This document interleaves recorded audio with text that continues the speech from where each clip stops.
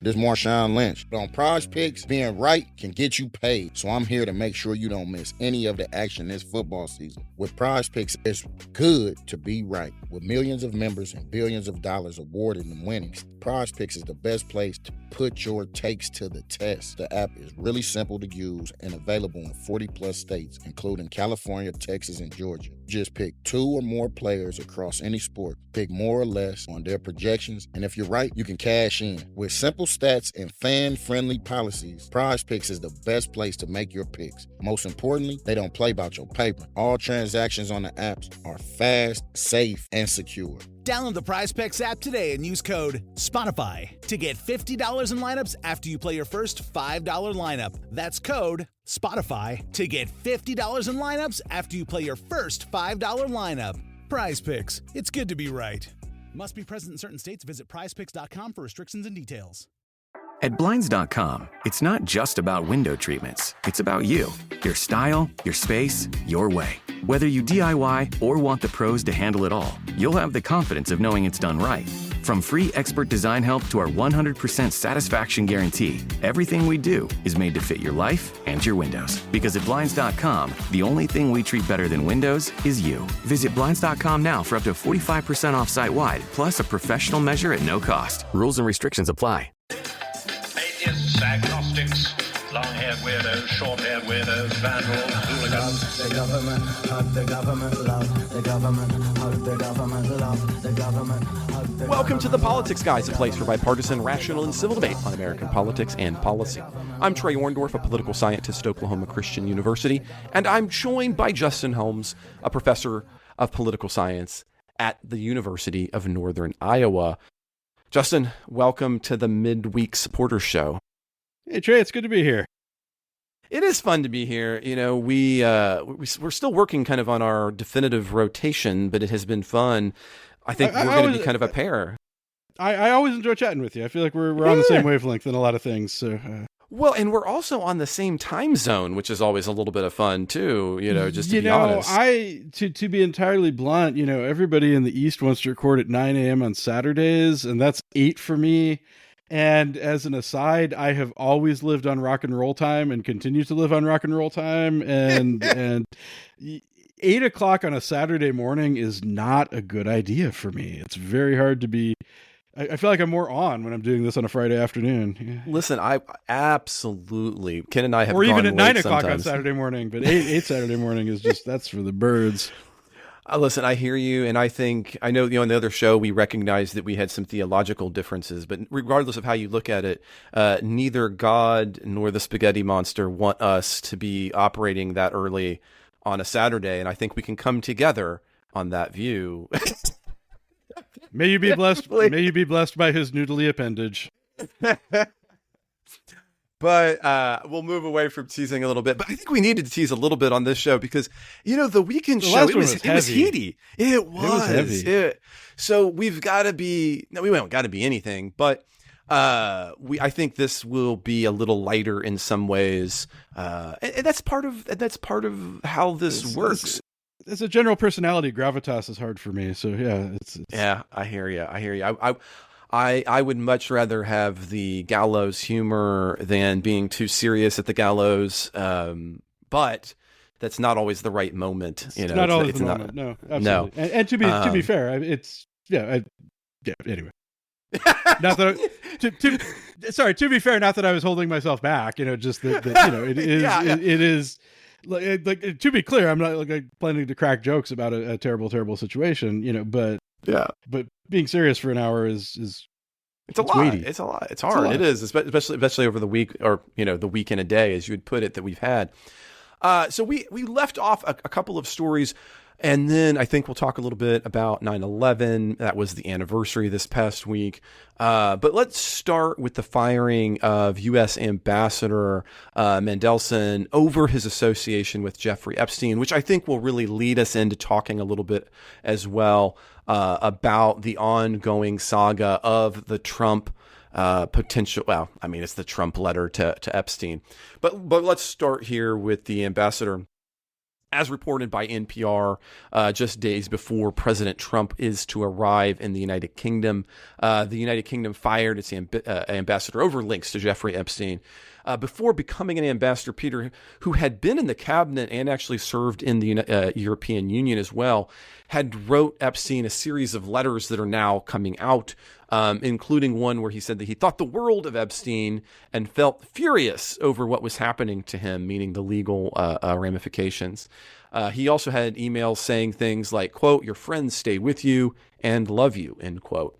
The relationship was deeper than the UK Foreign Office had thought, which is what leads to his departure. There was also an unfortunate photo of him in a bathrobe sitting across from Epstein, and in the I did not see book. that.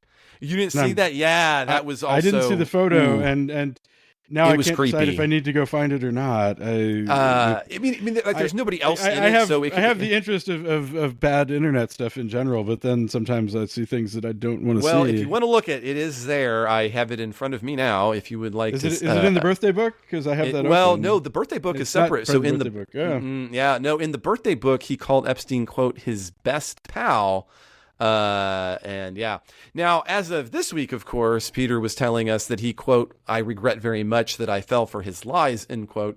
But I mean, that's kind of easier to say about a dead man years after the fact. I mean, it's just kind of creepy to be at his house in a bathrobe. I'm not going to lie. It has a very "I'm sorry I got caught" kind of apology vibe to it, but yeah, it really does. But of course, this leads to this larger question that we also wanted to talk about. So I think I'll just kind of put them together for us, Justin. I think that makes sense. So this brings us to President Trump, right? Originally, the Wall Street Journal reported that President Trump had been part of that Epstein's 50th birthday album. Again, what is now called kind of the birthday book, assembled by Maxwell. The note he had written, according to the Wall Street Journal, had a woman's body outline and ended with the line, "Happy birthday, and may every day be another wonderful secret," end quote, with Donald scrawled across the bottom in the vicinity of a woman's genitalia area. If you're looking at the picture that he theoretically has outlined here. It's one of two documents with his signature on it for that. The other is this novelty check in a picture. These items are now released as a result of a House committee vote this last Monday, with some members insisting that the multi-peaked black signatures are authentically Trump's, potentially one of the best known autographs in the world. The White House says that the president did not sign the letter or the check to Epstein. But of course, he was calling the entire thing a hoax when the Wall Street Journal just reported on it. So it's, that's kind of it doesn't even exist. Well, it's not actually my signature, it has a little bit of a feel of just like moving the goalposts, as it is. It's not my signature, is what Trump told reporters outside a restaurant in Washington last Tuesday night. And it's not the way he speak, he also said at that same time. The president declared the Epstein matter, quote, a dead issue, end quote, in a phone call with NBC News. And Trump has, again, like I said, called the story fake, and again said the letter was actually, quote, non-existent, end quote, earlier until it was then actually released. And so, again, that claim is very problematic.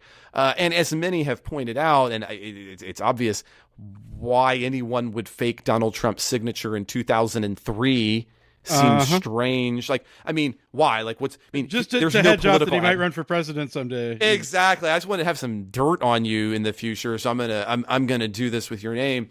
And I want to be careful here as we talk about this in two ways. One, I think and I get it on the left. This is a beautiful cake delivered to you in a package. And it's wonderful, right? Like, listen, if I was a political operative, I would love everything about this. How could you damage yourself anymore? But on the other hand, one has to be careful because, again, this is all creepy, just like it is with the ambassador. But the kind of underlying idea that means that Trump is a pedophile. I think we have to be very careful about that kind of stuff. Could he be? Of course, maybe, but nothing about this Attention all small biz owners. At the UPS Store, you can count on us to handle your packages with care. With our certified packing experts, your packages are properly packed and protected. And with our pack and ship guarantee, when we pack it and ship it, we guarantee it. Because your items arrive safe or you'll be reimbursed. Visit the upsstore.com/guarantee for full details. Most locations are independently owned. Product services, pricing, and hours of operation may vary. See Center for details. The UPS Store. Be unstoppable. Come into your local store today. Weighs into that, but it does weigh into a man who has had creepy relationships with women in general, including in civil court. And I think we can say that with a bunch of definitively here. So Justin, this is not an ideal time for this to come back up. It's not an ideal time in many ways for the ambassador to be fired because Trump's heading that way, which then puts additional emphasis on, again, quote unquote, the birthday book. So it's an thoughts important about national this. relationship. Oh gosh, yeah.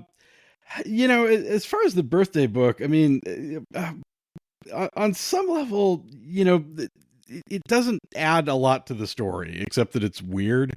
So I feel like I don't know that it's going to be all that damaging. Although I mean the text is creepy. I will say the one defense that Trump might have is that the vocabulary is more advanced than his typically. It's got the word. Come on, is Donald Trump going to use the word enigma in anything? He's not. I was not ready. Listen, you said we were going to have more levity, but I wasn't ready for that. There's some SAT words on this. Like this does. But SAT words in the outline of a woman. Okay, I hear that. That's one way to describe this. That's one way to describe this. Well, so what I will say. I mean, if this is him, and I don't have any reason to believe it's not. My concern about his vocabulary notwithstanding. I mean, the poem thing is just creepy. It's just creepy. This kind of we share a secret, etc. Sort of thing. So I guess to some degree, I mean, it's new in the sense that it provides some sort of tale or more about the depth. I mean, it's this clearly goes beyond, hey, we met each other at a party and we're just because I mean there are if we think through kind of this Epstein thing, I mean. There are people who I think pretty clearly did some really awful things, enabled by including him, Maxine and Jeffrey Epstein, right? Yeah, right. I mean, and not just the two of them. I mean, I think it's pretty clear that he's pimping underage girls for some people. That said, not everybody that has, not everybody that's in a picture with Epstein did that. Absolutely. Not everybody has a relationship, and so, I'm having a hard time thinking that like Stephen Hawking is, that, version of that story, I mean, because he's, Epstein had this weird fixation. I mean, he's funding all kinds of research at Harvard and things like that, and I if you're at a cocktail party with the guy, that doesn't mean that he did this, but pretty clearly, some people that have associations with him went way beyond anything legal. I would suppose. So I suppose it's new information that way. Just that it really beats down any kind of plausible deniability that hey, this is just some guy that we moved in the same social circles, etc. It's weird. It's almost loving sounding. I mean, if you didn't know the Epstein story, it's is this one of those like, closeted 18th century epistolary sorts of relationships? Well, or the other possibility, and I think it's easy to overlook, is like look back at we all with your closest friends, with your closest buddies, you will sometimes do and say things that if you were somebody to present them to you 10 years later, you'd go, that was kind of weird. I know that I've had, we've had those kind of conversations because you're close. So I think in some ways, the other thing here, it just like, as you're indicating, it just indicates that this is somebody you're close with, even if the weirdness had nothing to do with the evilness. It just indicates a level of intimacy, right? That relationships can often have in those kind of circumstances. But I will say, I still think it's kind of, I've never sent my buddy a picture of an outline of a woman, and it's just, Oh, we'll come back to that because I haven't either, but that's got its own weirdness to it. But I've got the text in front of me. I mean, we have certain things in common. Jeffrey, yes, we do. Come to think of it, enigmas never age. Have you noticed that? It's gross. The other thing that I would add to this, and this is hitting the tone right on. This is going to be incredibly hard, but if a normal person draws a naked woman for something, isn't she going to be a whole lot more buxom than this? Like, this looks like the outline of somebody young, to be blunt. I'm glad you said that. I'm going to be honest with you. I was you wondered confused. Where I was going. I couldn't figure. I'm going to pause you for just 1 second. Trey, I'm going to draw you some pictures. No, I'm not going to draw any pictures. I am going to pause you for just a second though, because this does bring us to the end of our ad-supported preview. So if you want to know more about, because I do. I want to know more. Listen, if I wasn't a subscriber already, if I wasn't creating this, I would be doing this now. I want to know how more Justin about would draw naked ladies. Yeah.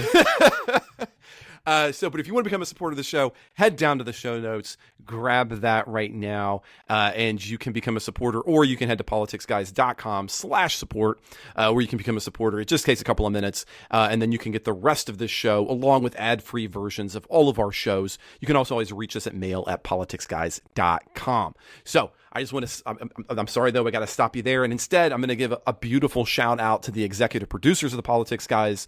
And I won't put any, there's going to be no outline for this, for them.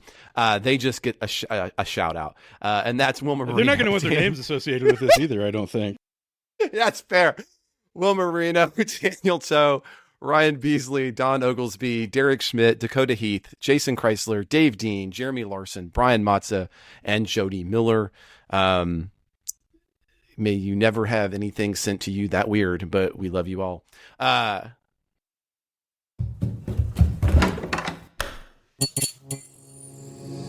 This podcast is part of the Democracy Group,